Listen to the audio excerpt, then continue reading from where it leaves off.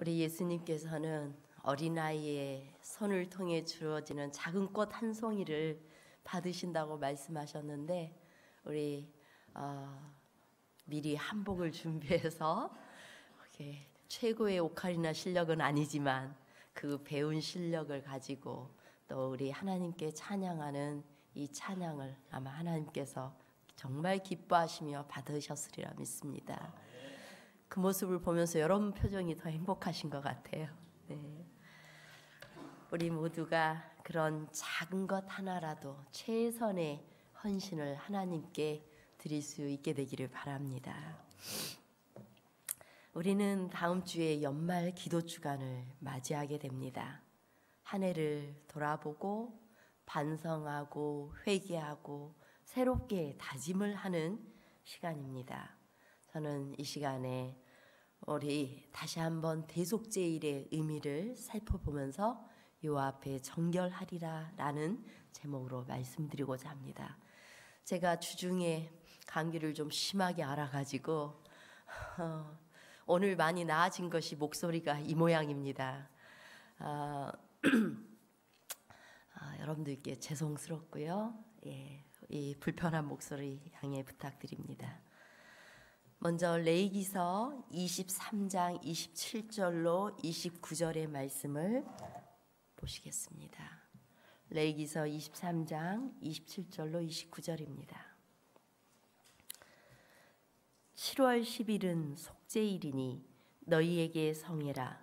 너희는 스스로 괴롭게 하며 여호와께 화제를 드리고 이날에는 아무 일도 하지 말 것은 너희를 위하여 너희 하나님 여호와 앞에 속죄할 속죄일이 됨이니라. 이날에 스스로 괴롭게 하지 아니하는 자는 그 백성 중에서 끊쳐질 것이라. 이스라엘에게는 7대 큰 절기가 있었습니다. 이 명절들은 모두가 다 의미 없이 절기, 우리나라 추석 또 설이 있는 것처럼 이스라엘에 큰 7대 절기가 있었는데요. 이 7대 절기는 하나님께서 우리를 구속하시는 그 모든 과정에 그 사역들을 그림자와 모형으로 가르치기 위해서 계획된 것이었습니다. 제가 본래 이 대속제일인 연말 기도주일을 앞두고 이 여호와 앞에 정결하리라라는 주제로 설교를 준비하는데 다음 주부터 있는 그 박성하 목사님의 방송 설교가 첫 주제가 여호와 앞에 정결하리라라는 주제더라고요. 그래서 저는 박성하 목사님 설교 주제를 첫날 주제를 다 좀 들으면서 제 설교하고 같이 보충해 가지고 함께 합했습니다.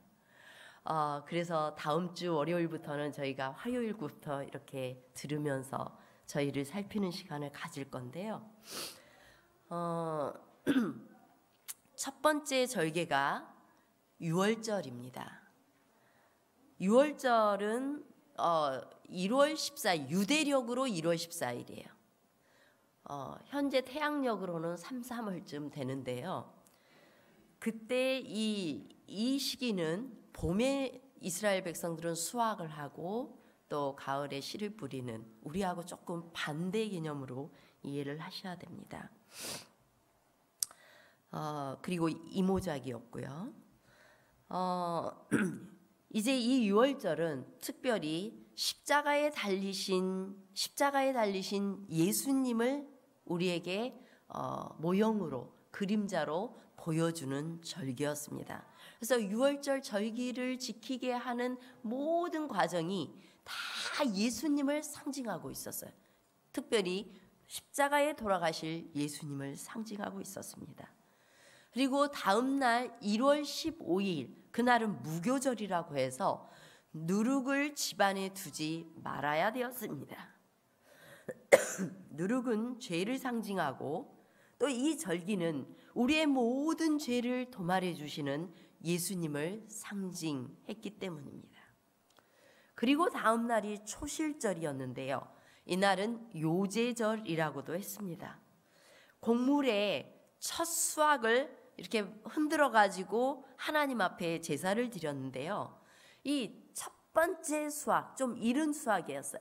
이 첫 번째 수확을 하나님 앞에 흔들면서 제사를 드렸던 것은 모든 앞으로 예수 그리스도의 능력을 힘입어서 부활하게 될 성도들을 대신해요. 예수님께서 십자가에 돌아가셨다가 3일 만에 부활하시잖아요. 부활하셔서 처음으로 첫 열매로 하나님께 드려질 그 예수님을 상징하는 절기였습니다. 그래서 예수님께서 처음 익은 열매로서 죽은 자들 가운데서 일어나시고 또 예수님께서 부활하실 때 또 한 묶음의 단을 이렇게 흔들었기 때문에 예수님이 부활할 때 꽤 여러 사람들이 한 무리의 성도들이 같이 부활을 했어요. 성경에 보면은 그 무리들을 상징한 것입니다. 그리고 네 번째가 칠칠절로서 이 초실절로부터 7주, 곧 49일이 되는 날이 칠칠절이라고도 하고 오순절이라고도 합니다.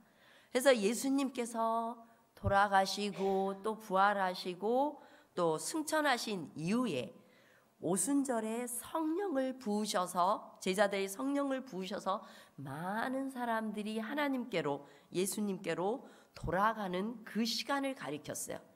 그때 성령께서 이 땅에 크게 부어지는 그때에 예수님께서는 하늘에 올라가셔서 하늘의 보좌에 오르시고 또한 취임식이 끝났다라는 사실을 통과하는 때가 오순절이었어요.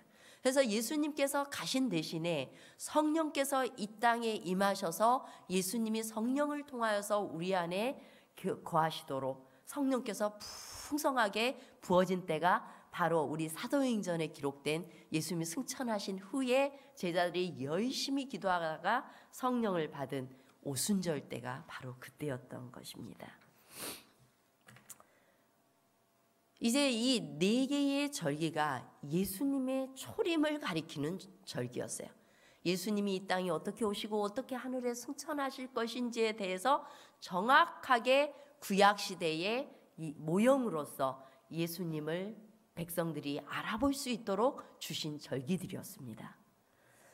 그리고 이제 나머지 세 절기는 예수님의 재림과 관련되어서 표상적으로 또 모형적으로 주신 절기였는데요. 다섯 번째 절기가 나팔절이었습니다. 그것은 7월 달에 있어서 유대력 7월이었습니다. 우리 현대력으로는 9월부터 10월 사이에 있습니다. 7월 1일에는 나팔을 빵 하고 불어요. 그때 너희들을 위한 속죄일이 10일 후로 다가왔다. 여러분들은 자신들의 생활을 다시 한번 되돌아보고 두렵고 떨리는 마음으로 심판을 위해 준비하시기 바랍니다 하는 경고의 나팔이었습니다. 그래서 예수님께서 오실 때가 곧 다 되었다, 다가왔다. 그러니 당신들이 이제 재림을 준비하고 자신을 살피라는 그런 메시지와 같은 것이었어요. 그리고 여섯 번째 절기가 대속죄일, 속죄일이라고도 하고 대속죄일이라고도 합니다. 이것은 7월 10일에 있었습니다. 이 대속죄일은 이스라엘 민족의 제사 제도의 정말 핵심이었고 또 경축일이었어요. 민족과 개인의 생사가 걸린 운명의 날이기도 했습니다. 이 절기는 예수님의 대속적이면서 희생적인 죽음을 말해줬어요. 그래서 우리 모두가 다 죄를 지었고 그 죄로 인하여서 죽을 수밖에 없는 운명이지만 이 대속죄일 기간 동안에 오직 예수 그리스도를 의지하고 예수님께 자신의 죄를 고백하고 그리고 죄의 문제를 해결한 사람들에게는 생명의 확신을 주는 그 절기가 대속죄일이었어요. 그리고 이제 마지막으로 초막절이 있었는데 대속죄일이 지난 후로 이 초막절은 다른 말로 장막절이라고도 합니다. 이제 이스라엘 백성들은 대속제일을 지나고 우리가 온전히 구원 얻었음에 대한, 용서받았음에 대한 큰 기쁨의 절기가 이 초막절이었습니다. 그래서 하나님이 자기 백성을 위해 마련하신 모든 일들, 우리가 어떻게 광야 생활을 해왔고 어떻게 하나님께서 우리를 구원하셨는지를 기념하는 초막절은 아마도 하늘나라에 가서 우리의 기쁨을 묘사하고 있는 거예요. 이 절기가 쫙 다 우리 한 인류의 역사를 가리키고 있는 것입니다. 이제 특별히 나팔절, 대속제일, 초막절은 우리 시대에 관한 거예요. 예수님의 재림을 앞둔 우리 시대에 관한 거예요. 예수님께서 이 땅에 초림하셨을 때 많은 이스라엘 백성들이 이 절기는 잘 지키면서도 정작 이 절기가 표상하고 있고 또 상징하고 있었던 예수님은 몰라봤습니다. 우리가 이제 이 나팔절과 대속절과 초막절의 절기를 우리가 살피면서 바로 예수님께서 이 땅에 다시 오실 것인데 그 예수님을 맞이할 준비를 어떻게 해야 되는지를 우리는 알아야 되는 것입니다. 특별히 이 대속제일 7월 10일은 성회로서 거룩한 모임을 가졌습니다. 레위기 23장 32절에 보면 너희의 쉴 안식일이라고 특별히 이 대속제일에는 정말 아무 일도 하지 말고 제7일 안식일 외에 정말 아무 일도 하지 않고 온전히 쉴 안식일로서 선언된 날이 바로 이 대속제일이었어요. 우리는 다음 주 연말 기도주일을 우리가 1년을 보내면서 대속제일을 맞이하는 것이다라고 이야기합니다. 그 대속제일은 한 1년의 모든 시간을 되돌아보고 내 자신의 죄를 낱낱이 하나님께 고하고 예수님께 용서함을 받고 구원을 얻는 그런 특별한 시간입니다. 이 시간은 특별히 쉴 안식일이었어요. 이 기간은 여러분들이 특별히 구별해야 되는 한 주간입니다. 그 기간 동안에 여러분 자신을 살피고 성전에 나와 자신의 죄를 고백하고 그리고 하나님께 용서함을 받는 그런 특별한 시간을 이 대속제일에 가져야 되는 것입니다. 이 대속제일은 구원의 날이기도 했고 또한 심판의 날이기도 했습니다. 누구든지 스스로 자신의 죄 때문에 스스로 눈물을 흘리고 스스로 죄에 대한 슬픔을 표현하지 않는 자는, 고백하지 않은 자는, 죄를 그대로 품고 있는 자는 그 날에는 끊어질 것이었습니다. 죽든지 추방되든지 그들은 끊어지게 될 것이었습니다. 유대인의 율법서 미시나에는 이 대속제일의 의미를 대속제일은 두 가지 의미를 갖는다라고 말해요. 첫 번째는 심판의 날을 의미합니다. 탈무드에 보면은 하나님께서 세 권의 책을 이렇게 두고서 의로운 자, 악한 자, 그 다음에 중간에 속한 자가 있대요. 의롭지도 악하지도 않은데 애매한 사람. 그런 사람에 관한 심판을 한다고 그들은 믿었어요. 그래서 의로운 사람은 확실하게 생명책에 기록되고 악한 자는 확실하게 생명책에서 지워지는데 기록되지 않는데 중간에 속한 자는 속죄일까지, 이 나팔절로부터 속죄일까지 열흘간의 기회가 있어서 정말 진심으로 회개하면 생명책에 기록될 수 있다라고 유대인들은 믿었습니다. 다음 대속제일의 두 번째 의미는 창조를 그들이 기억하고 기념하는 날로 생각을 했어요. 유대인들은 6월 25일에 하나님이 지구를 창조하기 시작했다라고 그렇게 믿었어요.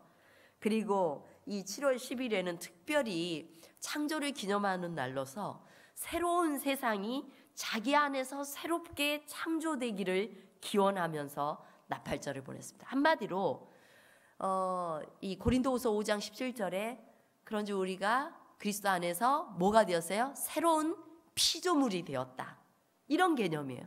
우리가 예수 그리스도 안에서 구원 얻고 새로운 피조물이 되었다라는 그 말씀은 거듭났다는 의미거든요. 바로 우리를 이 기간에 새롭게 하옵소서, 새롭게 재창조하옵소서라는 간절한 소망을 가지고 지키는 날이 이 대속죄일이었다라는 것입니다. 그들은 7월 1일부터 10일까지 경외의 날, 두려움의 날로 그 기간을 보냈습니다. 특별히 유대인들은 1일부터 9일까지, 7월 1일부터 9일까지는 사람들한테 지은 죄를 구체적으로 회개하면서 다녔다고 해요. 왜냐하면 사람들한테 지은 죄를 용서받지 못하면 하나님께 지은 죄도 용서받지 못한다라고 그들이 믿었기 때문에 아주 그냥 하나님 제가 그동안 지은 죄 용서해 주세요 이렇게 한 것이 아니라 일일이 생각나는 내가 누군가에게 상처를 주었던 말 아니면 누군가에게 정말 잘못됐던 그런 부분들에 대해서 그 사람들을 다 찾아다니면서 용서를 구했다고 해요.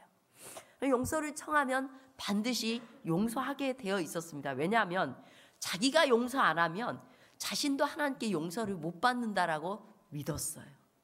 이게 그 당시의 사상이었습니다. 이제 회개의 절정은 대속죄일 7월 10일이었는데 이 날에는 온전히 그동안 사람들 간의 용서를 구했다면 7월 10일에는 온전히 하나님 앞에 자신의 죄를 구하고 용서를 구하는 그런 시간이었습니다. 이 날에는 특별히 금식을 했는데 하루 동안 금식을 했는데 하루 몇 시간 금식해야 돼요? 하루면 24시간인데 이 사람들은 25시간을 금식했다고 그래요. 이유가 이 25시간 금식한 이유가 그날에는 물도 안 마시고 음식도 전혀 먹질 않았어요. 왜 25시간 했냐면 이 하루가 시작되는 전 30분하고 후 30분까지 포함해서 25시간이 됐어요. 혹시라도 자신들이 회개하는 일에 실패할까 봐 미리부터 준비된 자세로 또 후에도 더 덧붙여서 금식하면서 하나님 앞에 죄를 고하며 대속죄일을 보냈던 것입니다. 이 대속죄일의 예배 행사는 정말 엄숙했습니다. 이날 오직 하루만 제사장 중에 대표가 대제사장이었어요. 이 대제사장이라도 지성소에는 들어갈 수가 없었는데 이 딱 하루만 지성소에 들어갈 수 있었습니다. 자, 신약시대의 절차를 좀 보면요. 여기 성소가 있습니다. 구약시대 예수님이 이 땅에 오시기 전에는 성소에서 이런 제사를 드렸어요.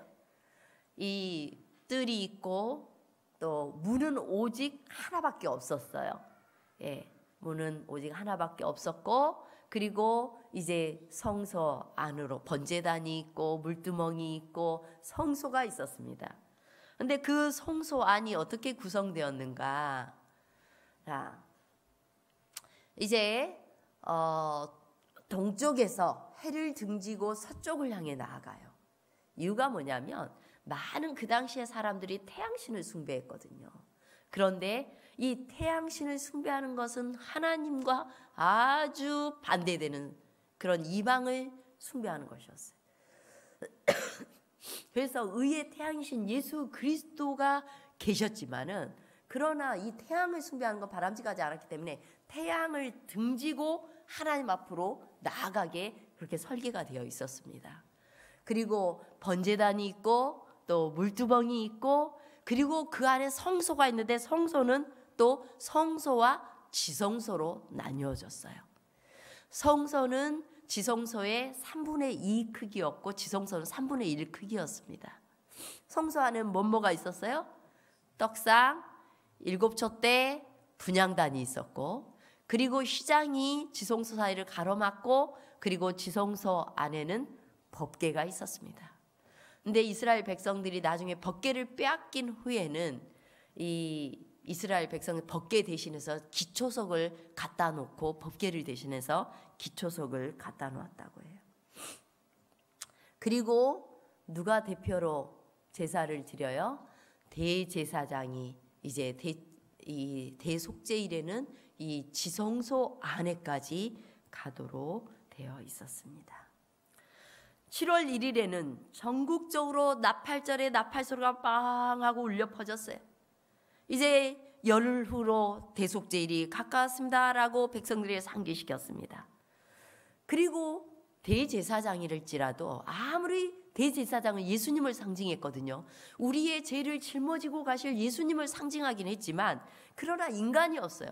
그래서 자신이 먼저 정결해져야 될 필요가 있었기 때문에 7월 3일에는 대제사장이 예루살렘의 자기 집에서 성전 경내에 있는 한 방으로 거처를 옮겨서 한 주일 동안 특별히 원로 제사장들의 자문과 조력을 받으면서 대속제일 행사를 준비했습니다.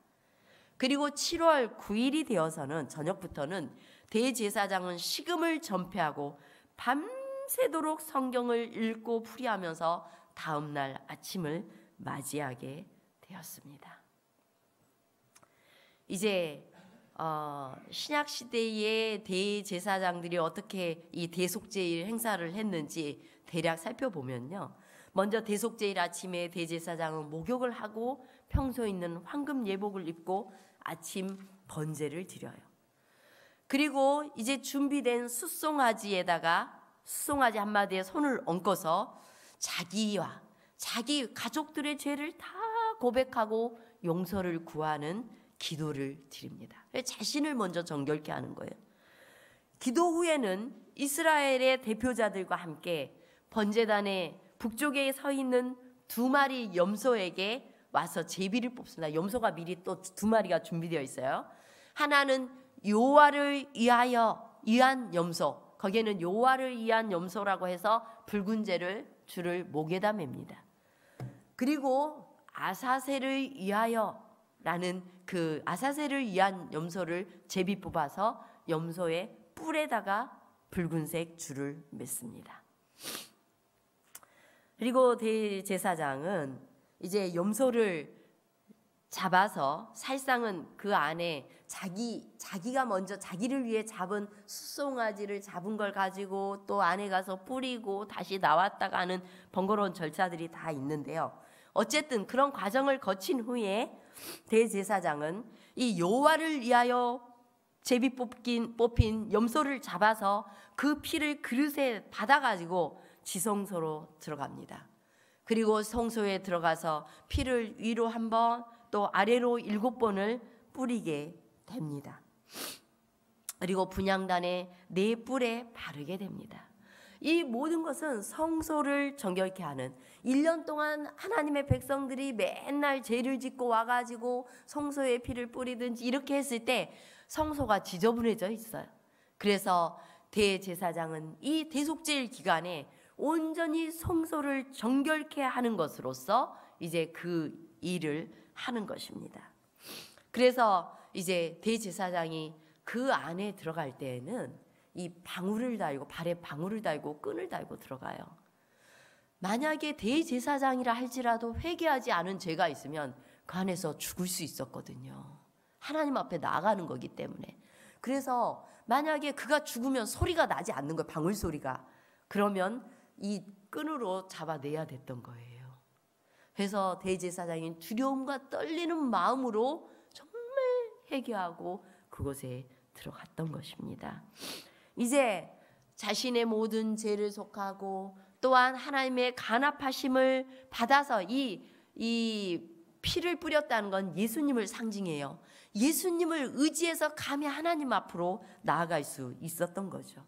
그래서 모든 죄로부터 너희들이 깨끗하게 되었다라는 그 확증을 받은 후에는 그가 지성소에서 나와서 아사셀을 위하여 뽑힌 염소의 머리에다가 얹고서 이제 모든 자기의 죄와 이스라엘을 위한 고백의 기도를 드립니다.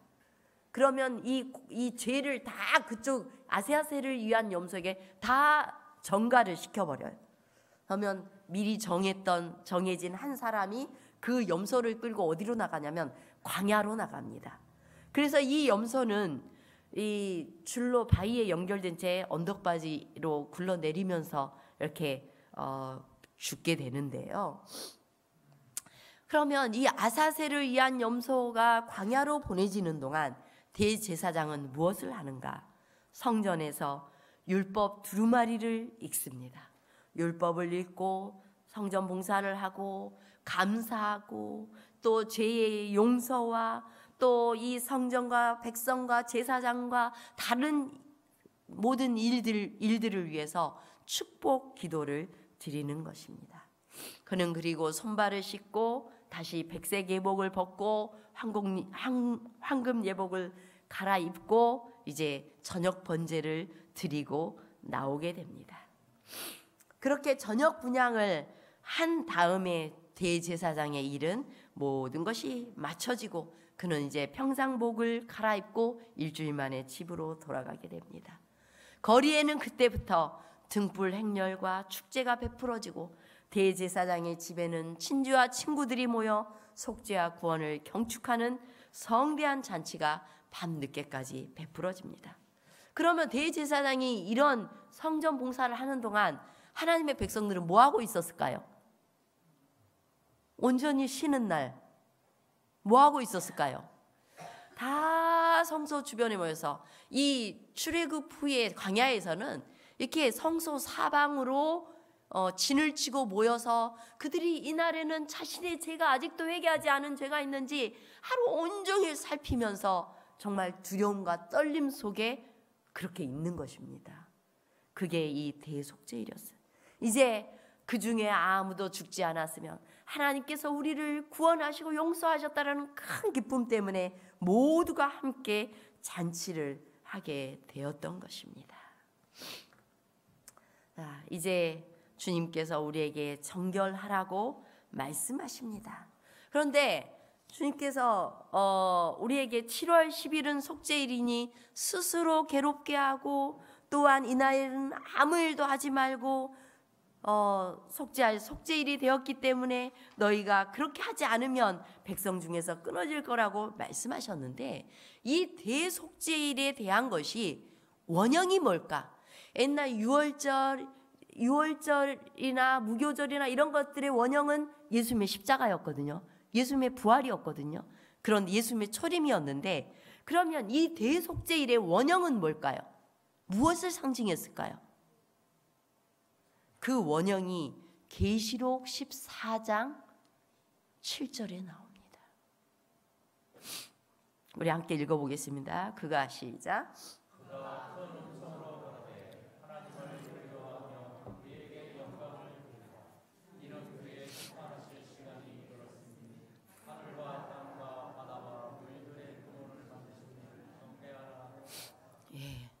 예수님의 재림 전에 이 온 세상에 펼쳐질 선포될 세 천사의 기별이 계시록 14장 7절입니다.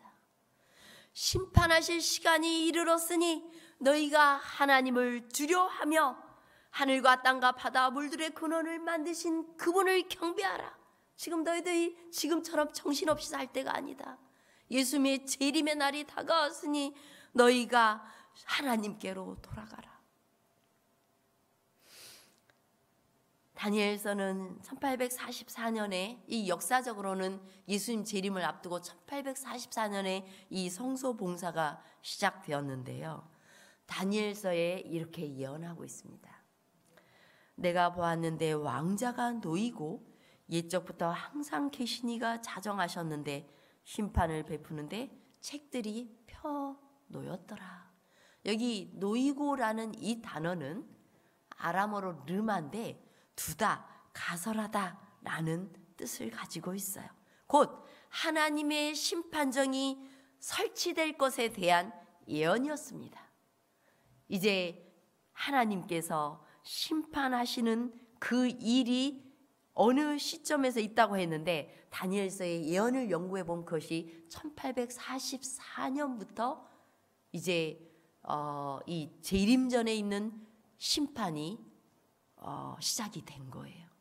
그래서 1년 중에 대속죄일은 연말 기도주일이라고 우리가 생각을 한다면 이 지구 인류의 대속죄일이고 또한 심판의 시간은 1844년 이후를 살아가는 모든 하나님의 백성들에게 해당되는 날이라는 것입니다. 이 다니엘서 7장을 살펴보면요, 맨 처음에 다니엘서 7장에는 네 짐승과 작은 뿔 이야기가 나와요. 이것은 역사적으로 이 지구를 지배했던 사단이 그들에게 세력을 주어서 지배케 하고 자기가 뭔가 정복하려고 했던 그 세력들에 대한 이야기가 나와요. 지상에서 뭔 일이 펼쳐지는지. 그런데 그 다음에 9절과 10절, 우리가 방금 읽었던 9절과 10절에 심판이 시작되는 장면이 딱 등장을 합니다.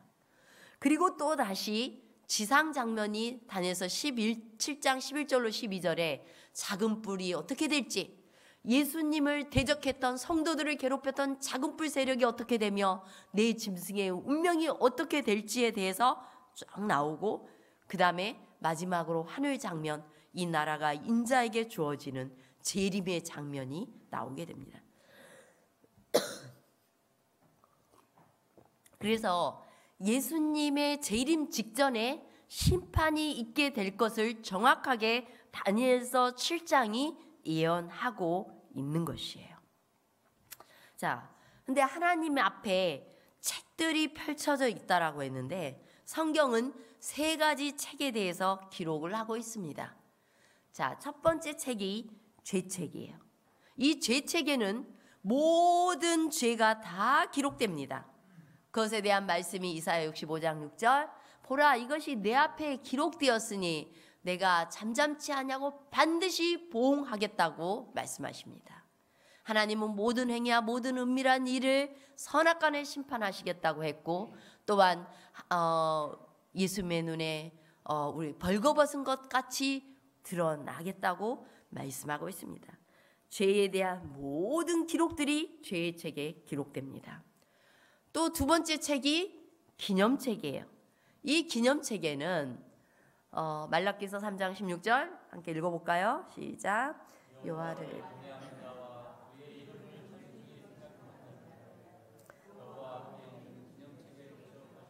이 기념책에는 어떤 일이 기록될까요?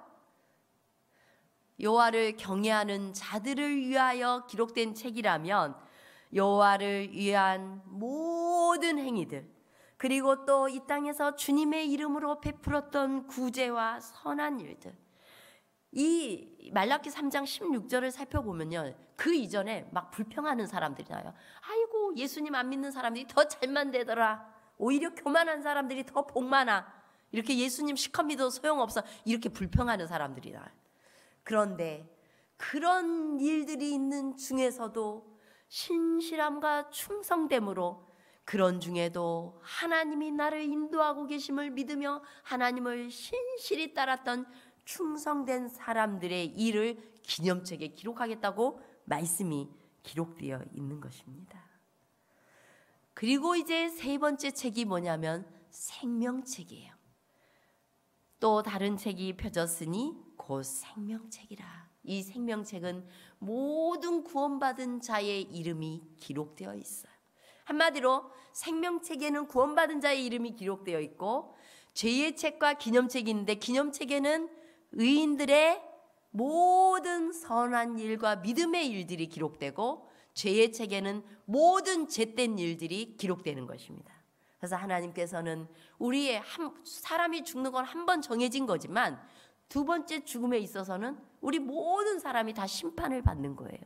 그래서 심판을 받아서 어떤 사람은 영멸에 영원히 멸망하고, 또 어떤 사람은 영원히 구원받는 그런 일이 우리에게 일어날 것입니다.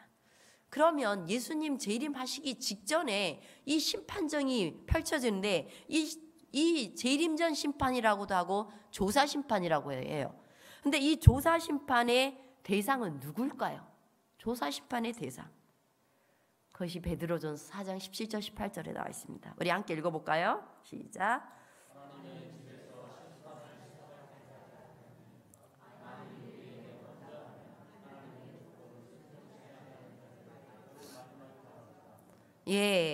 먼저 하나님을 믿는 백성들에게 먼저 심판이 있겠다는 거예요. 심판하면 무서워 이렇게 생각이 되잖아요.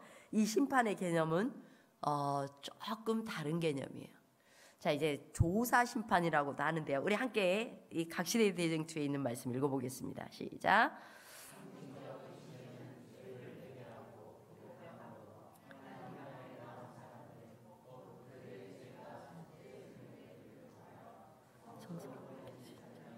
대속제일의 봉사에 참여할 수 있었다.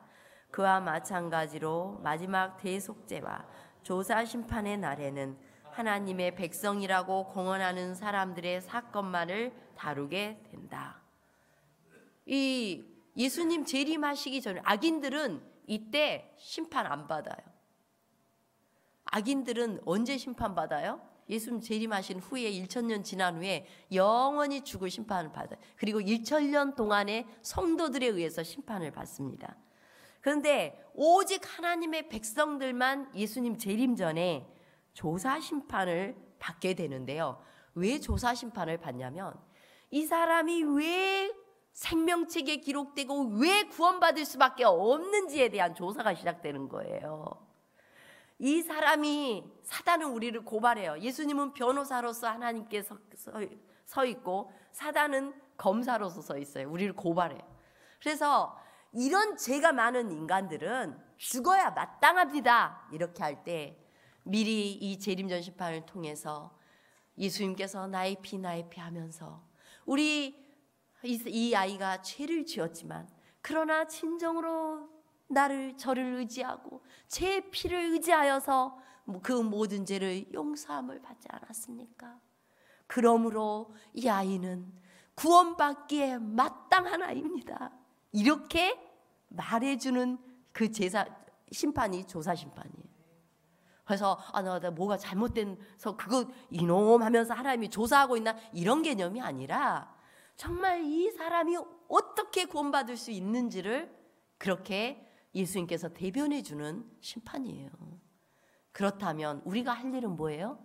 예수님 앞에 나아가서 죄를 고백하고 죄의 문제를 해결하는 거예요. 모든 구원받을 길을 열어두셨기 때문에 주님 앞에 나아가야 되는 것입니다. 그것에 대해서 요한일서 2장 1절에 기록하고 있습니다. 함께 읽겠습니다. 나의 자녀들아, 내가 이것을 너희에게 쓰면 너희로 죄를 범치 않게 하려 함이라. 만일 누가 죄를 범하면 아버지 앞에서 우리에게 대언자가 있으니 곧 의로우신 예수 그리스도시라. 대언자는 파라클레토스, 이 파라클레토스가 또 성령의 이름을 가리키기도 해요. 성령님의. 근데 곁에 있도록 부름을 받은 자, 중재자, 보혜사, 변호사 등으로 번역될 수 있는 단어예요. 우리에게는 변호사가 있으니 너희의 모든 죄를 범치 않도록 내가 이 말씀을 쓰는데 만약에 너희 중에서 죄를 범한다면 우리 앞에서 우리의 변호사가 있으니 곧 의로우신 예수 그리스도다. 그 의로우신 예수 그리스도께 나아가라. 우리 마지막 때에는 죄를 안 지은 자가 아니라 죄 없는 자가 있을 것입니다. 자, 여러분들은 다 죄를 짓고 살아요? 다 짓고 살아요. 우리가 다 죄 짓고 삽니다. 그런데 죄 없을 수 있어요? 오늘 예수님 앞에 회개하고 예수님께 죄를 고백하고 예수님께 용서함을 받으면 우리의 죄를 깊은 바닷물 속에 던져버리겠다고 했어요. 영원히 기억하지 않겠다고 했어요. 그럼 우리는 예수 그리스도의 은혜로 뭐가 되는 거예요? 죄 없는 자가 될 수 있는 것입니다. 그러므로 이 대속제일 기간은 너무나 중요한 기간이에요.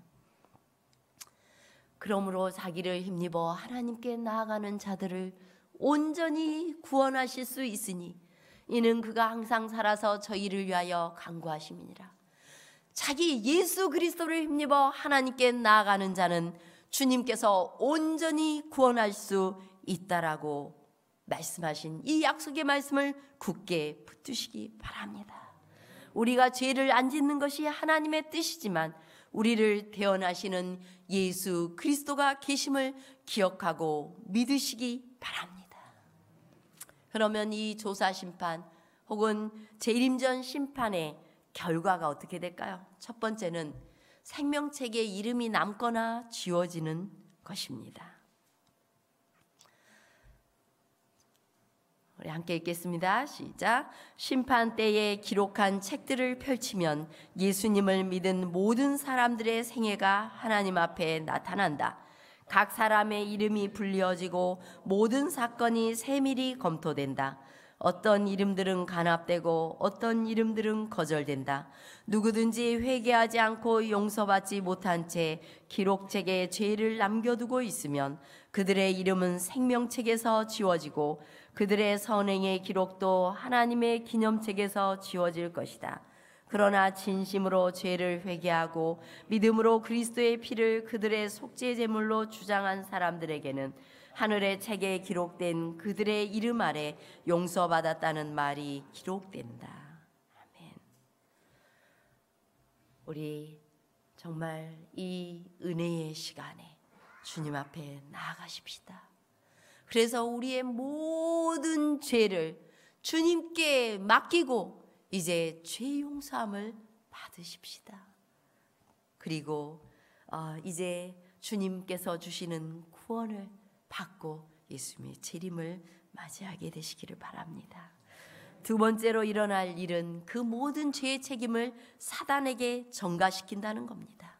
아까 아사셀을 위한 염소에게 모든 죄를, 이스라엘의 죄를 다 안수하고 그 죄를 짊어지고 아사셀이 광야에서 죽는다고 하잖아요. 이 성경을 연구해 보면은 사탄이 예수님 재림하신 이후에 사탄이 일천년 동안 이 지구에 혼자서 살아서 이 지구에 갇혀 있습니다.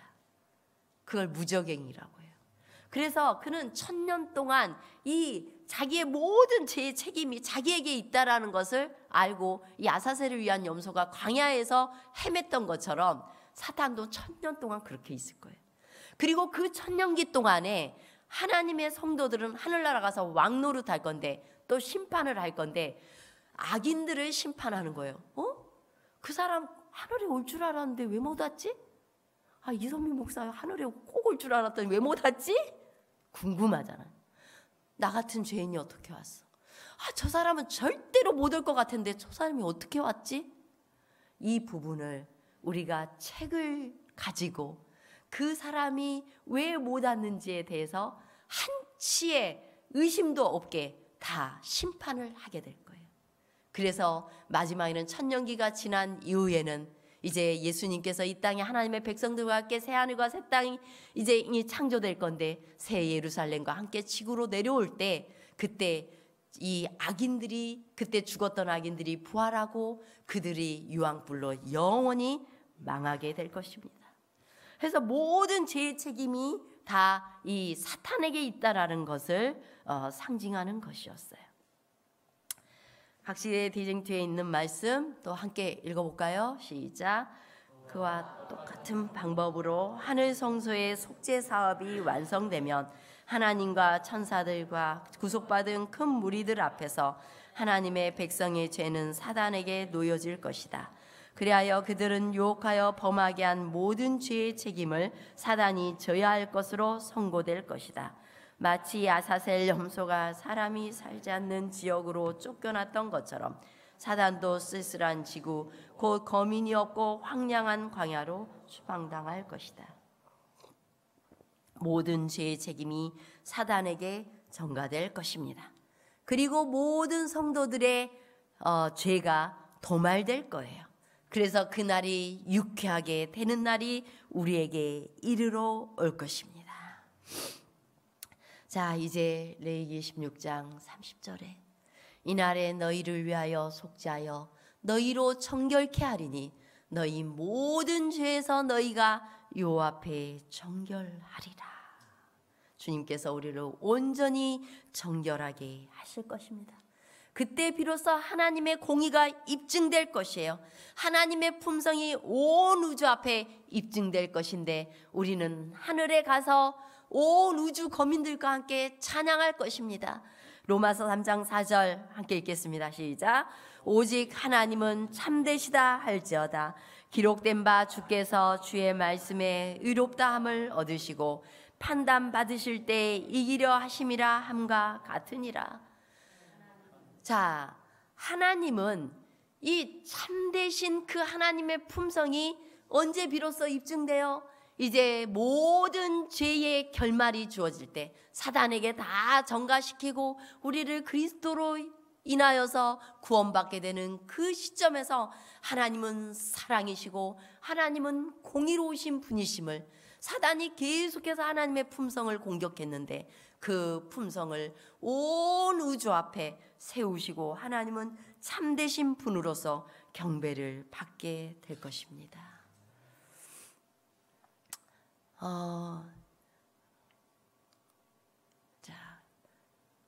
가려 뽑은 기별 2권에 있는 말씀 함께 읽겠습니다. 시작.